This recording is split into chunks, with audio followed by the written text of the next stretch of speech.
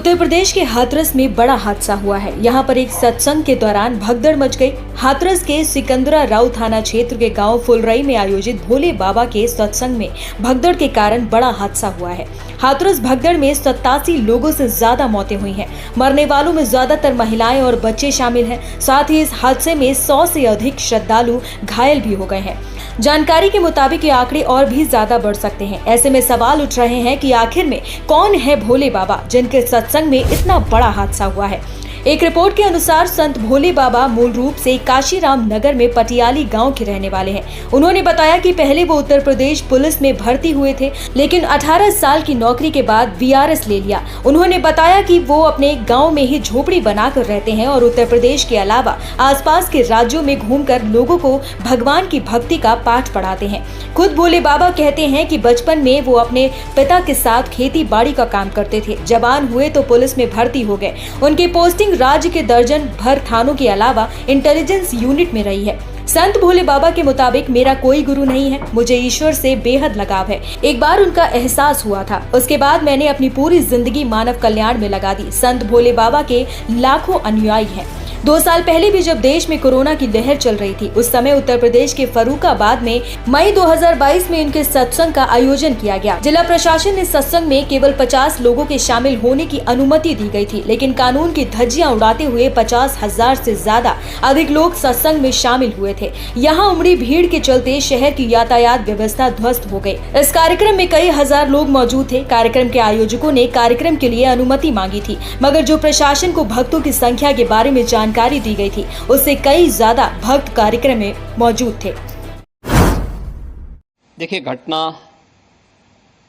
अत्यंत दुखद और हृदय विदारक है। अपराह्न में 3-3:30 बजे के अंदर ये पूरा घटनाक्रम घटित होता हुआ बताया जाता है। जनपद हाथरस के सिकंदरा राव के अंदर एक पूरा हादसा घटित हुआ है। वहां पर स्थानीय आयोजकों ने एक भोले बाबा का कोई आयोजन स्थानीय गांवों में उनके द्वारा सत्संग के आयोजन के माध्यम से किए जाते रहे हैं और स्थानीय भक्तगण उस कार्यक्रम में भाग लेते हैं। उस समय जब मंचीय कार्यक्रम संपन्न हो चुका होता है तो बताते हैं कि जब सत्संग के प्रवचनकर्ता वहां से मंच से उतर रहे थे तो उनकी तरफ अचानक भक्तों की भीड़ उन्हें छूने के लिए उधर जा रही थी और सेवादारों के द्वारा रोकने पर यह हादसा वहां पर घटित हुआ। इस पूरे मामले की जांच के लिए हम लोगों ने एडिशनल डीजी आगरा की अध्यक्षता में मंडलायुक्त अलीगढ़ को शामिल करते हुए एक टीम बना करके उन्हें अविलंब रिपोर्ट उपलब्ध कराने के लिए कहा है।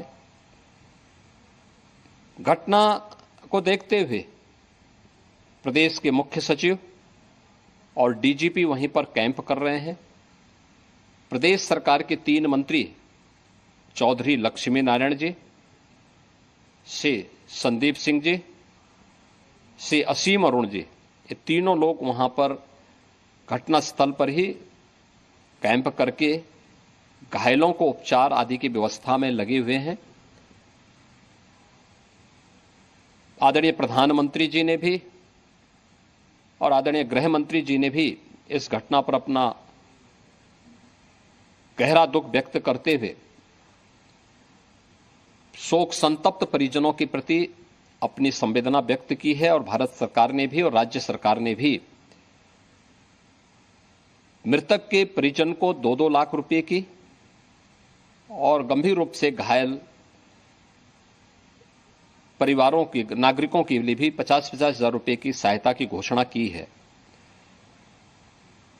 राज्य सरकार इस पूरी घटना की तह में जाएगा। यह हादसा है या साजिश, यह भी हम इसकी तह में जाकर के इसको देखेंगे। इस प्रकार की घटना पर पीड़ितों के प्रति संवेदना व्यक्त करने की बजाय राजनीति करना ये अत्यंत दुर्भाग्यपूर्ण है और निंदनीय भी।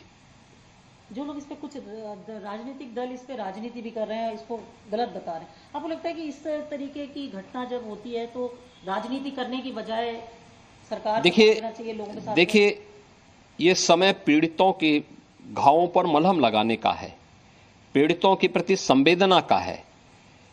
सरकार इस मामले में पहले से संवेदनशील है और सरकार इस मामले की तह में जाकर के साजिशकर्ताओं को भी और इस घटना के जिम्मेदार जो हैं उनको भी उचित सजा देगी।